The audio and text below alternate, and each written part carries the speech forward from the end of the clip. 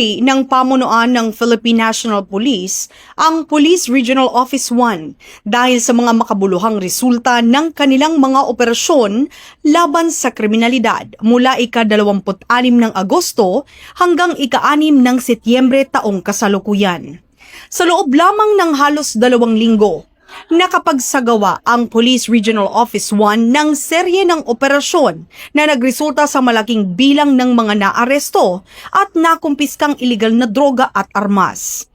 Umabot sa 56 na anti-drug operations ang kanilang isinagawa, kung saan nasabat ang humigit 600 gramo ng shabu, mahigit 60 gramo ng marijuana at mahigit sa 10,000 ng marijuana plants at 1,000 punla ang na-eradicate sa mga kabundukan ng kanilang nasasakupan. Ito ay may kabuang tinatayang halaga na aabot sa 6.1 million pesos ang mga nakumpiskang iligal na droga. Sa mga operasyong ito, 67 katao ang naaresto at nasampahan ng kaso sa ilalim ng Republic Act 9165. Hindi rin nagpahuli ang Police Regional Office 1 sa pagtugi sa mga wanted criminals, kung saan 82 individual ang nadakip, kabilang ang 9 na most wanted person sa rehiyon. Sa kampanya naman laban sa loose firearms at explosives, nakapagsagawa naman ito ng 15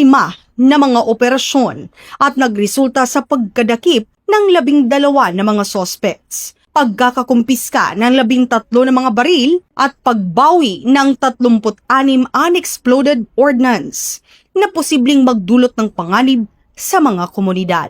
Ayon kay Acting PNP Chief, Police Lieutenant General Jose Melencio C. Nartates Jr., ang mga tagumpay na ito ay nagpapakita ng dedikasyon ng Police Regional Office 1 sa pagbibigay ng ligtas at mapayapang pamayanan. Hinimok din niya ang iba pang unit ng PNP sa buong bansa na tularan ang ipinakitang sipag, integridad at malasakit ng Police Regional Office 1 upang matiyak ang seguridad ng bawat Pilipino.